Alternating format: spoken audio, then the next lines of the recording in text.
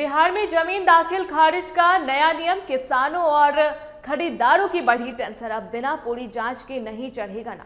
नमस्कार, आप देख रहे हैं स्टार टीवी बिहार। मैं हूं आपके साथ अपराजिता सिंह। बिहार में जमीन की खरीद बिक्री और दाखिल खारिज म्यूटेशन को लेकर सरकार ने एक बहुत ही बड़ा और चौंकाने वाला बदलाव कर दिया है। इस नए नियम का सबसे सीधा और बड़ा असर गांव के किसानों और जमीन खरीदने की सोच रहे आम लोगों पर पड़ने वाला है। अब अगर आप बिहार में कोई भी जमीन खरीदने जा रहे हैं तो सिर्फ रजिस्ट्री करा लेना काफी नहीं होगा। रजिस्ट्री से पहले आपको जमीन की जमाबंदी, खाता, खेसरा और पुराने सारे कागजात की पाई जांचनी होगी। सरकार ने साफ कर दिया है कि अब अंचल कार्यालय में आने वाले हर एक दाखिल खारिज के आवेदन की ऑनलाइन जांच की जाएगी। इसके लिए बिहार भूमि पोर्टल का सहारा लिया जाएगा, जहां अधिकारी कंप्यूटर पर बैठकर यह चेक करेंगे कि जमीन बेचने वाले का नाम रिकॉर्ड में असली है या नहीं, या फिर वह जमीन किसी कानूनी पचड़े या विवाद में तो नहीं फंसी।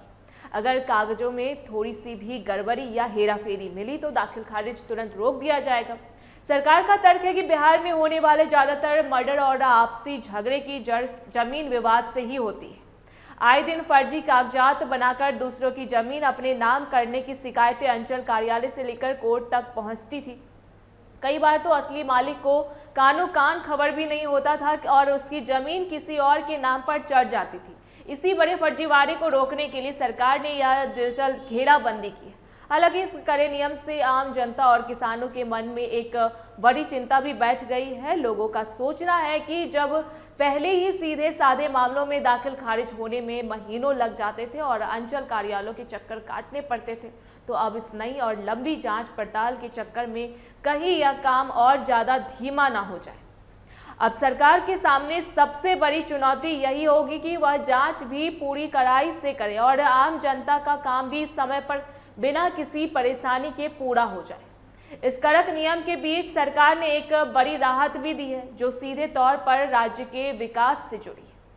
सरकार ने साल 2014 के एक पुराने नियम को बदलते हुए विकास योजनाओं के लिए जमीन ट्रांसफर करने का रास्ता एकदम आसान कर दिया है। अक्सर देखा जाता था कि सड़क, पुल, स्कूल, अस्पताल या बिजली घर जैसे बड़े सरकारी प्रोजेक्ट्स जमीन के सरकारी फेरबदल में सालों साल फंसे रहते थे, जिससे सूबे का विकास रुक जाता था।